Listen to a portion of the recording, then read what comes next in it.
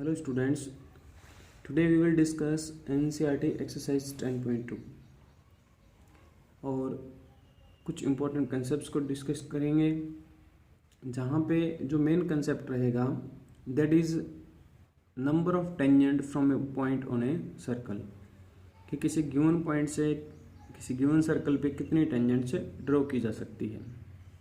ठीक है, उम्मीद करते हैं कि आप लोग वीडियोस को अच्छे से समझ पा रहे हैं और सर्कल चैप्टर को एंजॉय कर रहे हैं।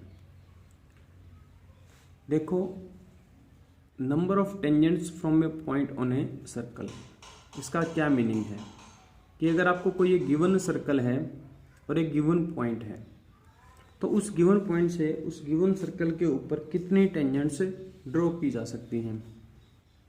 तो ये चीज़ डिपेंड करती है सर्कल के और उस पॉइंट की पोजीशन के ऊपर। मान लो ये आपको सर्कल गिवन है, अब कितनी नंबर ऑफ टेंजेंट्स ड्रॉ होगी किसी गिवन पॉइंट से, वो डिपेंड करेगा कि आप वो पॉइंट कहाँ चूज कर रहे हैं। ठीक है, अगर मान लो आपने कोई पॉइंट चूज कर लिया सर्कल के अंदर, यानी कि एक पॉइंट P चूज किया, that is in the interior of the circle, तो क्या इस पॉइंट से इस सर्कल के ऊपर कोई टेंजेंट ड्रॉ कर सकते हैं?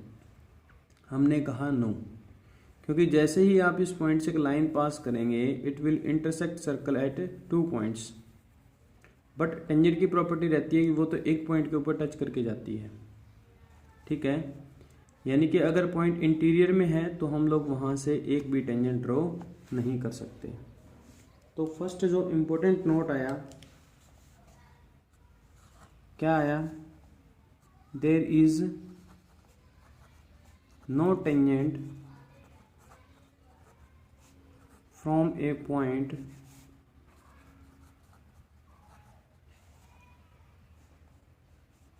inside the circle।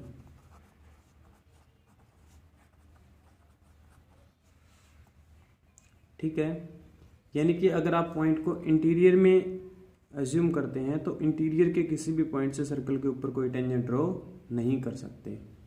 ठीक है, there is no tangent from a point inside the circle.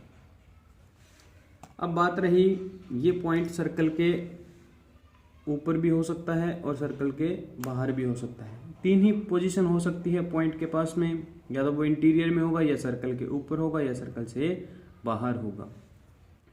मान लो वो पॉइंट सर्कल के ऊपर है, तो ये वाला पॉइंट है से, तो आपको पता है सर्कल के ऊपर किसी भी पॉइंट से हम लोग क्या कर सकते हैं, एक यूनिक टेंजेंट ड्रॉ कर सकते हैं। ठीक है, तो सेकंड जो लिखेंगे, if point is on circle, circle के ऊपर है, there can be drawn unique या फिर only one tangent at that point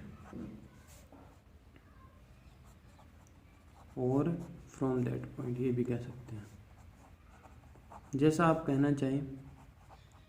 यानी कि पॉइंट अगर सर्कल के ऊपर है तो हम कितनी नंबर ऑफ टेंजेंट्स ड्रॉ कर सकते हैं? एक टेंजेंट ड्रॉ कर सकते हैं उस पॉइंट से। अब बात रही अगर पॉइंट एक्सटीरियर में है। ठीक है, पॉइंट क्या है? एक्सटीरियर में है। मान लो यहाँ पॉइंट चूज किया, दिस इज योर सर्कल, तो यहाँ से क्या कर सकते हो? देखो, एक टेंजेंट तो आप ऐसे ड्रॉ कर सकते हो, और एक क्या कर सकते हो, दिस साइड भी टेंजेंट ड्रॉ कर सकते हो। ये मान लो पॉइंट P है, यानी कि पॉइंट P अगर एक्सटीरियर में है तो नंबर ऑफ टेंजेंट्स कितनी रहेंगी? 2। P क्या है? एक्सटीरियर पॉइंट है, तो नंबर ऑफ टेंजेंट्स क्या हो जाएंगी? 2। ठीक है, यानी कि सारा खेल किसका है? Position of the point. तो एक तो कॉलम हम बनाते हैं पोजीशन ऑफ पॉइंट, और एक यहाँ लिखते हैं नंबर ऑफ टेंजेंट्स। अगर पॉइंट की पोजीशन इंटीरियर है इंटीरियर में है तो नंबर ऑफ टेंजेंट कितने रहेंगे, 0। ऑन सर्कल है तो नंबर ऑफ टेंजेंट कितनी रहेंगी, 1। और एक्सटीरियर में है तो नंबर ऑफ टेंजेंट कितनी रहेंगी, 2। ठीक है। जब हम लोग पॉइंट को एक्सटीरियर में चूज करते हैं तो ये वाली पोजीशन इंपॉर्टेंट पोजीशन है और इसके ऊपर अच्छे अच्छे कंसेप्ट्स बनते हैं सर्कल में। ठीक है, तो इसको हम लोग डिस्कस करते हैं। देखो, मान लो आपके पास में एक सर्कल है, ठीक है, विद सेंटर ओ। एक पॉइंट चूज किया अपने एक्सटीरियर में, यहाँ से यू कैन ड्रॉ 2 टेंजेंट्स। ठीक है, तो आपको 2 लाइन सेगमेंट मिले। This is the point of contact, मान लो ये ए है point, and this is also the point of contact of this tangent से दिस पॉइंट इज बी। ठीक है, एक टेंजेंट है पी बी और एक टेंजेंट है पी ए।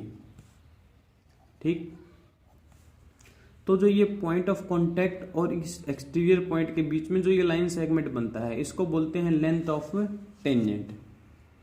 पीबी को क्या बोला जाता है, लेंथ ऑफ टेंजेंट। अब कोई कहेगा कि ये भी तो एक टेंजेंट है, यानी कि ये जो लाइन सेगमेंट है पी ए, इसकी लेंथ को भी क्या बोला जाता है, length of tangent from P, और ये भी बोला जाता है फ्रॉम पी। पी से जो टेंजेंट है उसकी लेंथ। तो अब देखो, एक सिंपल सा कंसेप्ट है कि अगर ये दोनों टेंजेंट की लेंथ को रिप्रेजेंट कर रहे हैं, ठीक है, पॉइंट पी से, तो दोनों लेंथ अगर डिफरेंट हो गई तो कोई इसको लेंथ बोलेगा, कोई इसको बोलेगा, तो क्या हो जाएगा, अनडिफाइंड हो जाएगा। तो ये तो जनरल सिंपल सा ट्रिवियल ऑब्जर्वेशन है कि दोनों लेंथ क्या रहेंगी, इक्वल रहेंगी। अब हम लोग इसको प्रूव कर देते हैं कि लेंथ ऑफ टेंजेंट, ये आपकी एनसीईआरटी में एक थ्योरम गिवन है, थ्योरम 10.2। क्या कहती है ये theorem,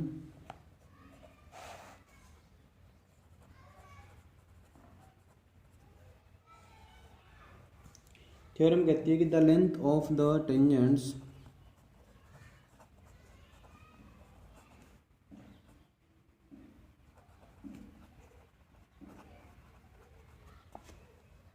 drawn from an external point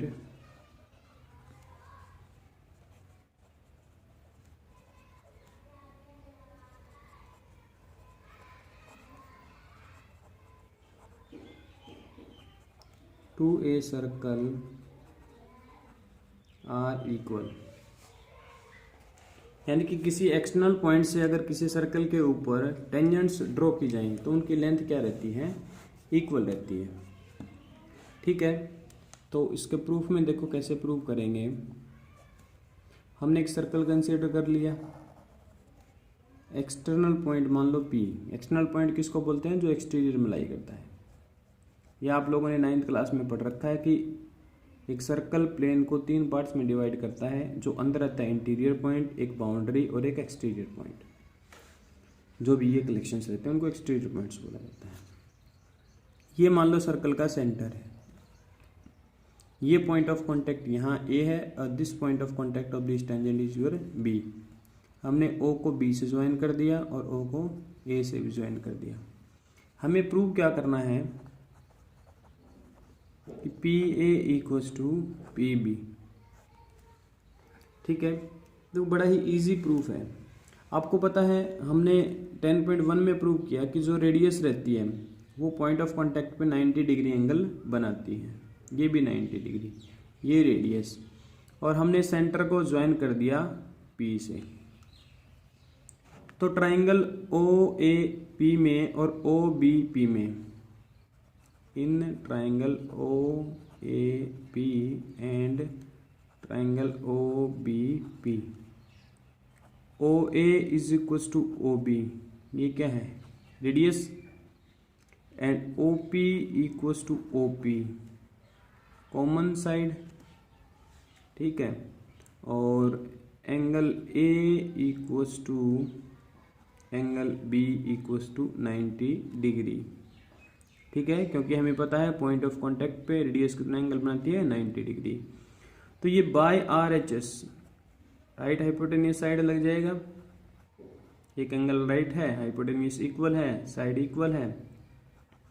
triangle O A P is congruent to triangle O B P. जैसे ही ये दोनों ट्राइंगल कॉन्ग्रेंट हुई by C P C T, हम क्या कह देंगे कि P A is equal to P B by C P C T, hence proved. यही हमें प्रूव करना था कि लेंथ ऑफ टेंजेंट्स क्या रहती है, इक्वल होती है। यानी कि हमने क्या प्रूव कर दिया कि किसी एक्सटर्नल पॉइंट से आप किसी सर्कल के ऊपर टेंजेंट ड्रॉ करते हैं तो दोनों टेंजेंट्स की लेंथ क्या रहती है, सेम। अब देखो कुछ और ऑब्जर्वेशंस करते हैं हम लोग इनसे रिलेटेड। मान लो एक पॉइंट पी हमने एक्सटीरियर में चूज किया, एक सर्कल है विद सेंटर ओ, और ये मान लो पॉइंट बी है and this point is your A. ठीक है, हमने इस पॉइंट ऑफ कांटेक्ट को सेंटर से ज्वाइन किया और ये वाले पॉइंट ऑफ कांटेक्ट को सेंटर से ज्वाइन किया, ओ को भी हमने पी से ज्वाइन कर दिया। तो आपको पता है कि ये जो पॉइंट ऑफ कांटेक्ट पे एंगल कितना बनता है 90 डिग्री, और ये वाला एंगल भी कितना बनता है 90 डिग्री। तो यहाँ से देखो बच्चों आप लोग क्या कह पाएंगे, अभी अभी हम लोगों ने प्रूव कर दिया कि जो ट्राइंगल ओ ए पी है ये कॉन्ग्रेंट रहती है ट्राइंगल ओ बी पी के बाय आर एच एस। ठीक है, तो देखो यहाँ से जैसे ही आपने इन दोनों को कॉन्ग्रेंट कहा, इनके बारे में क्या क्या ऑब्जर्व कर सकते हैं। तो क्लियर है कि ये वाला एंगल और ये वाला एंगल क्या होंगे, इक्वल होंगे, and this angle are equal. तो नोट में हम लोग ऑब्जर्वेशंस लिखते जाते हैं यहाँ से। फर्स्ट ऑब्जर्वेशन तो क्या हमने लास्ट प्रूफ किया कि P A equals to P B. ठीक है, ये सारी ऑब्जर्वेशंस बच्चों आप लोग ध्यान रखेंगे, क्वेश्चंस में बड़ी ही हेल्पफुल रहेंगी ये चीज़ें। सेकंड ऑब्जर्वेशन देखो यहाँ से क्या करेंगे कि अगर ये दोनों एंगल इक्वल है, यानी कि ये अगर मान लो 1 है और ये 2 है, ये 3 है और ये 4 है, अगर ये आर एच एस से दोनों कॉन्ग्रेंट हुई तो आप कहेंगे 1 equals to 2 and angle 3 equals to angle 4 by C P C T. तो बच्चों देखो इसका मीनिंग क्या हुआ 1 और 2 इक्वल होने का। इट मीन्स ओपी क्या करता है, बाइसेक्ट करता है एंगल ए पी बी को। तो सेकंड ऑब्जर्वेशन ये आई कि OP is bisector of angle A P B. ठीक है, और जो ए पी बी है this is the angle inclined by the tangent A P and B P. ठीक है, क्योंकि इन दोनों टेंजेंट ने यहां मिलकर ये एंगल बनाया है, तो इसको बोलते हैं angle inclined by the tangents A P and B P at point P. Third आप बोलेंगे कि एंगल ए पी बी, इसको क्या बोलते हैं, angle inclined by A P and B P at P. ठीक है, और इसको कई बार क्वेश्चंस के अंदर ऐसे भी यूज करेंगे कि जो सेंटर को एक्सटर्नल पॉइंट जहां से टेंजेंट ड्रॉ की गई है उसको ज्वाइन करने वाला line segment angle inclined by the tangents को बाइसेक्ट करता है। ठीक है, तो ये हमेशा ध्यान रखना, angle 1 equals to angle 2। Fourth जो रिजल्ट है देखो, ये एंगल 90 डिग्री है, ये एंगल 90 डिग्री है, और ओ ए पी बी ये क्या है, क्वाड्रिलेटरल है। तो क्वाड्रिलेटरल के चारों एंगल का सम कितना रहता है 360। जब इन दोनों का सम 180 है तो ये जो एंगल है A O B and A P B, इन दोनों का सम कितना होगा 180।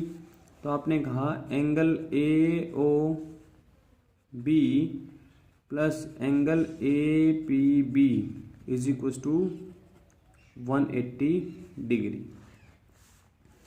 इसको एक और तरीके से बोला जा सकता है, this imply angle A O B and angle A P B are supplementary. ये क्या है? सप्लीमेंट्री एंगल्स हैं। ठीक है, क्वेश्चन में कैसे यूज होगा, आपको जैसे कोई एंगल ये दे देगा, जैसे किसी ने कह दिया कि angle A O B is equal to theta है, और एंगल ए पी बी के बारे में पूछा जाए तो एंगल ए पी बी क्या हो जाएगा? 180 माइनस थीटा। ठीक है, जैसे कई बार क्वेश्चंस में आपको मिलेगा, ये क्वेश्चन दे देगा जैसे 70 दे दिया है। ठीक है, ये एंगल आपको कितना दे दिया? 70 डिग्री। तो एंगल ए पी बी क्या निकल जाएगा? 180 माइनस 70 110। ये कुछ इंपॉर्टेंट ऑब्जर्वेशंस है जिनको आप लोग हमेशा अपने साथ रखेंगे related to tangents from an external point. ठीक है, और ये भी ध्यान रखेंगे कि एक्सटर्नल पॉइंट से दो टेंजेंट्स ड्रॉ की जा सकती हैं, और पी ए और पी बी क्या रहती हैं? इक्वल रहती हैं, और इसको बोला जाता है लेंथ ऑफ टेंजेंट। नेक्स्ट जो क्वेश्चन मैंने कंसीडर किया है, ये आपका एग्जाम्पल है, और अपने टीचिंग टाइम में मैंने देखा है कि बच्चों को इस क्वेश्चन में काफ़ी प्रॉब्लम्स रहती हैं, इसलिए मुझे लगा कि इस क्वेश्चन को डिस्कस किया जाए। तो बच्चों, आप वीडियो लेक्चर को अच्छे से देखा करो, एक बार दो बार, जब तक कंप्लीटली उसका हर एक वर्डिंग आपको अच्छे से समझ ना आ जाए। कोई डाउट हो तो कमेंट सेक्शन में ज़रूर लिखें। वीडियो अच्छी लगे तो चैनल को सब्सक्राइब करें। तो देखो, ये क्वेश्चन क्या कह रहे हैं कि एक एक्सटर्नल पॉइंट टी से एक सर्कल के ऊपर टेंजेंट्स ड्रॉ की जाती हैं। तो हमने सर्कल कंसीडर कर लिया विद सेंटर ओ, और मान लो एक एक्सटर्नल पॉइंट है टी आपके पास में। टी से टी पी और टी क्यू दो टेंजेंट ड्रॉ की जाती हैं। तो ये मान लो आपके पास में टी पी है and this is your T Q. ये पॉइंट ऑफ कांटेक्ट यहाँ पी है, दिस पॉइंट ऑफ कांटेक्ट आपके पास में क्या है? क्यू है। ठीक है, तो जब O को P से ज्वाइन करेंगे तो ये आपके पास में कितना आएगा? 90 डिग्री, और O को Q से ज्वाइन करेंगे तो ये कितना रहेगा? 90 डिग्री। तो ये क्या कह रहा है? एंगल पी टी क्यू, ये जो एंगल है, ये 2 times of angle O P Q, यानी कि P को Q से भी आपको ज्वाइन करना पड़ेगा।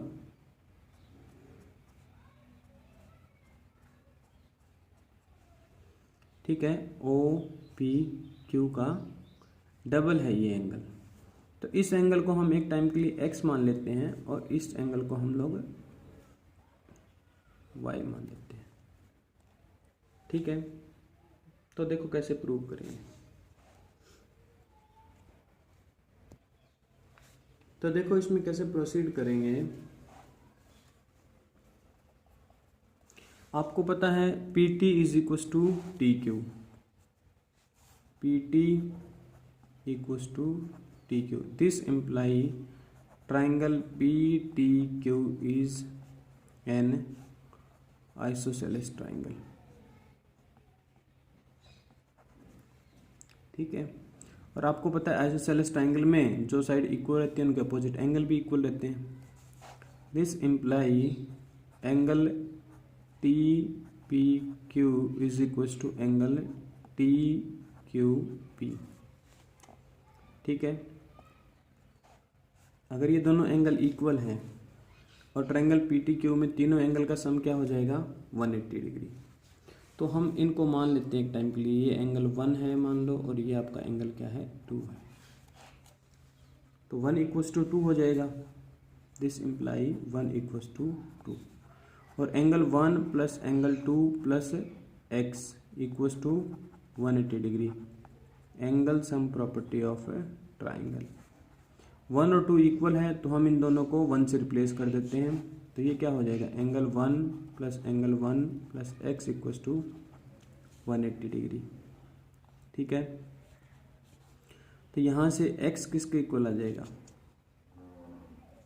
इवन मैं ये कहूँ कि 2 time of angle 1 equals to 180 minus x.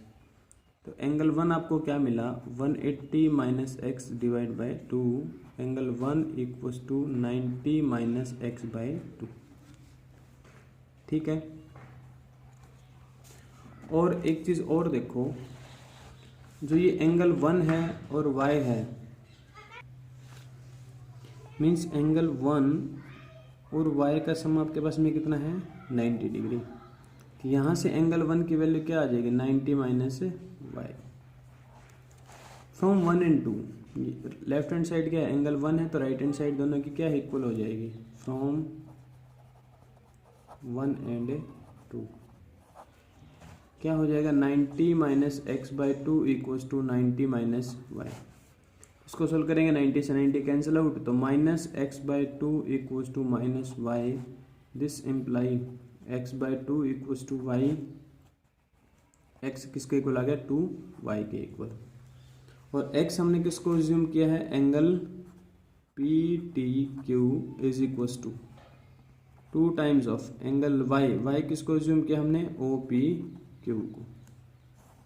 यही हमें प्रूव करना था। देखो बड़ा इजी और सिंपल प्रूफ था।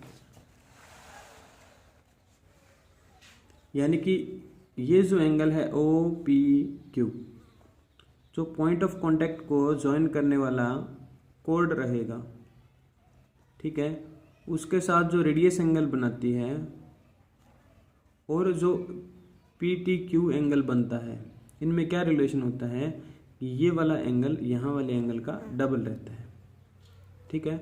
अब देखो यहाँ से एक चीज़ ये भी कह सकते हो, ये रेडियस है, ये रेडियस है, तो दोनों के अपोजिट एंगल इक्वल रहेंगे। ये वाई है तो ये वाई रहेगा।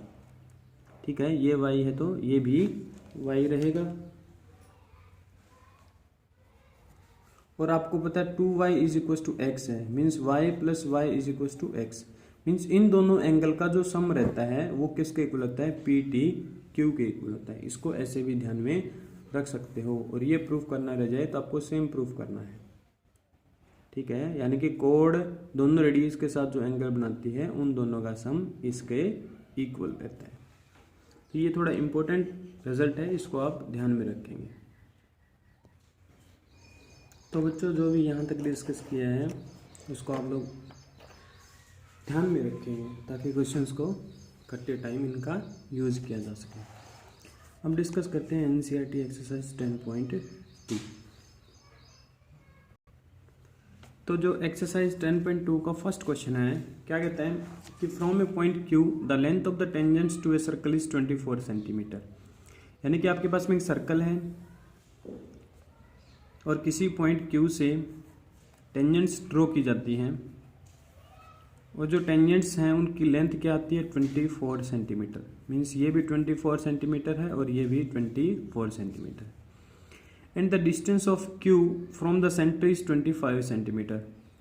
यानी कि सेंटर से उस पॉइंट की जो डिस्टेंस है वो क्या है, 25 सेंटीमीटर है। तो कह रहा है the radius of the circle, उस सर्कल की रेडियस बताओ। यानी कि हमने पॉइंट ऑफ कांटेक्ट को जब सेंटर से ज्वाइन किया तो ये आपको क्या मिलेगी, रेडियस। यही आपको फाइंड आउट करनी है। आपको पता है ये एंगल क्या रहता है, 90 डिग्री। ठीक है, तो ओ ए क्यू क्या मिली आपको, एक राइट एंगल ट्राइंगल।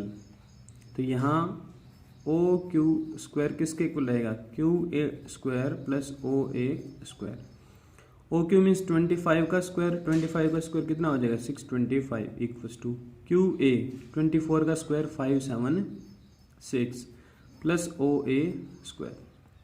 तो यहाँ से ओ ए स्क्वायर जब फाइंड आउट करेंगे तो ये आ जाएगा 49 एंड दिस इम्प्लाई ओ ए कितना मिला, 7 सेंटीमीटर। यानी कि रेडियस ऑफ द सर्कल कितने मिल गई,